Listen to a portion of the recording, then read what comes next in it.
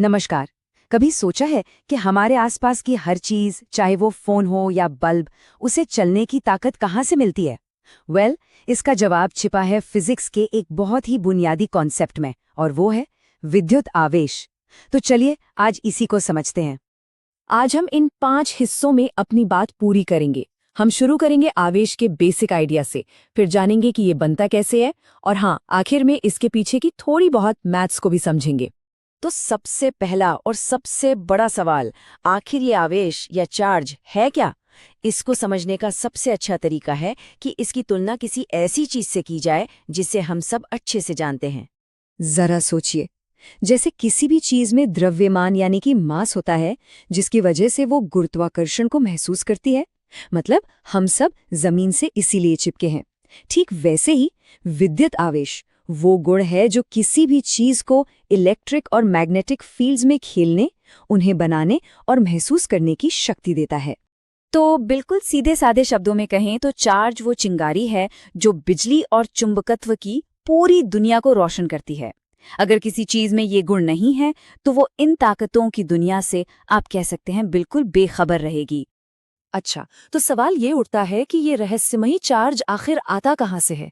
इसका पूरा का पूरा राज एक बहुत ही छोटे से लेकिन बेहद ताकतवर कण में छिपा है, इलेक्ट्रॉन। इसको समझने के लिए केमिस्ट्री की एक मशहूर जोड़ी से मिलते हैं, सोडियम और क्लोरीन। शुरू में दोनों बिल्कुल न्यूट्रल होते हैं, लेकिन स्टेबल होने के लिए सोडियम बड़ा दिल दिखाते हुए अपना एक इलेक्ट्रॉन क्लोरीन को दे देता है। अब जैसे ही ये लेन देन पूरा होता है, सोडियम पॉजिटिव चार्ज हो जाता है और क्लोरीन नेगेटिव, और बस यहीं पे चार्ज का जन्म हो जाता है। तो ये बात गांठ बांध लीजिए, जिसने इलेक्ट्रॉन खोया वो पॉजिटिव हो गया, और जिसने इलेक्ट्रॉन पाया वो नेगेटिव हो गया। चार्ज का सारा खेल बस इतना ही है। लेकिन एक मिनट, यहाँ एक सवाल दिमाग में आना चाहिए। प्रोटॉन पर भी तो पॉजिटिव चार्ज होता है, तो फिर हमेशा इलेक्ट्रॉन की ही बात क्यों होती है? इस पूरी कहानी में प्रोटॉन क्यों साइडलाइन हो जाते हैं? इसके दो बहुत बड़े कारण हैं। पहला तो ये कि प्रोटॉन एटम के न्यूक्लियस में, मतलब केंद्र में, एक बहुत ही मजबूत ताकत से जकड़े होते हैं, जिसे तोड़ना लगभग नामुमकिन है। और दूसरा, एक प्रोटॉन एक इलेक्ट्रॉन से 1837 गुना ज्यादा भारी होता है। अब आप ही सोचिए, एक चींटी को हिलाना आसान है या एक हाथी को? बस इसीलिए ये सारा काम बेचारे हल्के फुल्के इलेक्ट्रॉन ही करते हैं। चलिए, अब जब हम चार्ज की कहानी समझ चुके हैं तो थोड़ा इसके हिसाब किताब में उतरते हैं। देखते हैं कि इसे नापा कैसे जाता है। देखिए, चार्ज का फॉर्मूला बहुत ही आसान है। Q बराबर I गुणा T।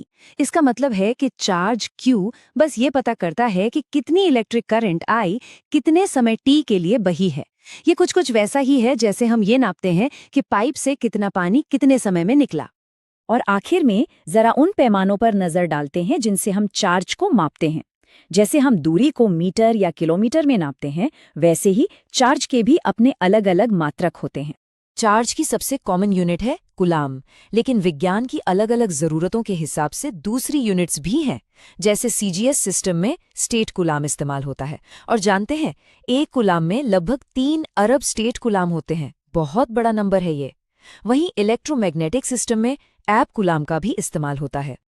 और अब मिलते हैं चार्ज की दुनिया के सबसे बड़े खिलाड़ी से, फैराडे।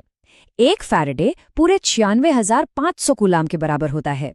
ये इतनी बड़ी यूनिट है कि ये 1 मोल इलेक्ट्रॉनों का कुल चार्ज है। इसीलिए केमिस्ट्री में इसका बहुत ज्यादा इस्तेमाल होता है। और हाँ, जब हमें बहुत छोटे छोटे चार्जेस से डील करना होता है तो ये प्रीफिक्स जैसे माइक्रो, मिली, नैनो और पिको हमारे बहुत काम आते हैं। ये हमें छोटे नंबर्स को आसानी से लिखने और समझने में मदद करते हैं। तो यही है चार्ज की पूरी कहानी। एक छोटे से इलेक्ट्रॉन के लेन देन से शुरू होकर ये कॉन्सेप्ट पूरे इलेक्ट्रोमैग्नेटिज्म की नींव रखता है। ये हमें याद दिलाता है कि कैसे यूनिवर्स के सबसे छोटे कण भी सबसे बड़ी ताकतों को जन्म दे सकते हैं। अगली बार जब भी कोई स्विच ऑन करे तो उस छोटे से इलेक्ट्रॉन के बारे में जरूर सोचिएगा जो ये सब मुमकिन बनाता है।